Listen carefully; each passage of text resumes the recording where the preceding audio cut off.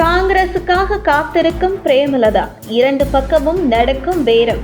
எந்த பக்கம் செல்கிறார் பிரேமலதா? தேர்தலுக்கு இன்னும் சில நாட்களே இருக்கும் நிலையில் தமிழக அரசியல் கட்சிகள் தங்கள் கூட்டணியை உறுதி செய்வதில் தீவிரம் காட்டிக் கொண்டிருக்கும் தேமுதிக பொதுச் செயலாளர் பிரேமலதா விஜயகாந்த் கூட்டணியை உறுதி செய்யாமல் காலம் தாழ்த்தி கொண்டிருக்கிறார். சமீபத்தில் நடந்த தேமுதிக பொதுக்கூட்டத்தில் யாருடன் கூட்டணி என்பதை அறிவிப்பார் பிரேமலதா விஜயகாந்த் என எதிர்பார்த்த நிலையில் இதுகுறித்து எந்த ஒரு அதிகாரப்பூர்வ அறிவிப்பையும் பிரேமலதா வெளியிடவில்லை. இந்த நிலையில் தேமுதிக நிலைப்பாடு என்ன என்பது குறித்து சில தகவல் வெளியாகியுள்ளது. திமுக, அதிமுக, தவேக ஆகிய 3 கட்சிகளுடன் தொடர்ந்து கூட்டணி குறித்து பேசி வருகிறது தேமுதிக என்கிற தகவல் வெளியாகியுள்ளது.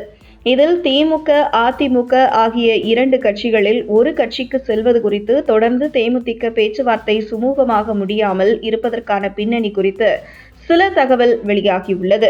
திமுக கூட்டணியில் இருந்து காங்கிரஸ் கட்சி வெளியேறினால் திமுகவிடம் அதிக டிமாண்ட் வைக்கலாம் என கணக்கு போடும் தேமுதிக, அந்த வகையில் தற்பொழுது திமுக, காங்கிரஸ் இடையிலான உரசல் அதிகரித்துக் கொண்டிருக்கையில் திமுக கூட்டணியில் இருந்து காங்கிரஸ் வெளியேறும் என நம்புகிறது தேமுதிக.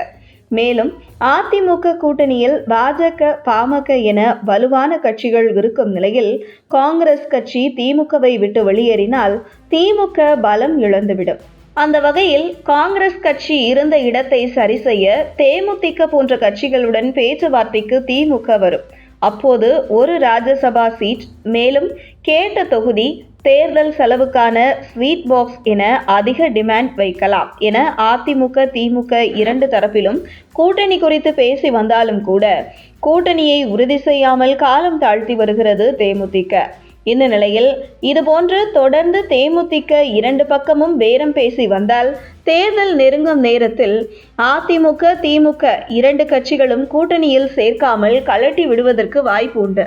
காரணம், கடந்த காலத்தில் 2019 நாடாளுமன்ற தேர்தல் மற்றும் 2021 சட்டசபை தேர்தல் ஆகிய 2 தேர்தலிலும் தேமுதிக இதுபோன்று 2 கட்சிகளிடமும் கூட்டணி பேரம் பேசி காலதாமதம் செய்து வந்ததன் விளைவு.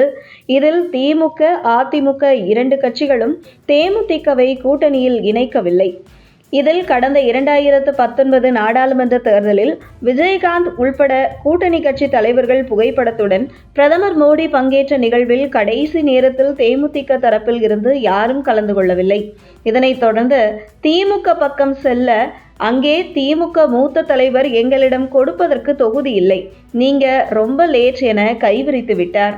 இதாவது பரவாயில்லை, தேமுதிக தரப்பில் இருந்து என்னிடம் பேச முயற்சித்தார்கள், நான் குளிக்க போகிறேன், இப்போது பேச முடியாது என்று சொல்லிவிட்டேன் என துரைமுருகன் பேட்டியிலேயே தெரிவித்திருந்தது குறிப்பிடத்தக்கது.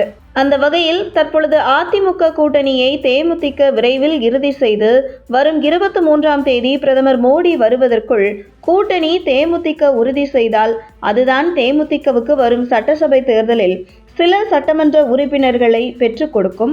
அல்லது கடந்த 2021 சட்டசபை தேர்தல் போன்று அதிமுக, திமுக 2 கட்சிகளும் இறுதியில் கலட்டிவிட்டது போன்று கலட்டிவிட்டால் தேமுதிக நிலை மிக பரிதாபம்தான் என்கிறது அரசியல் வட்டாரங்கள்.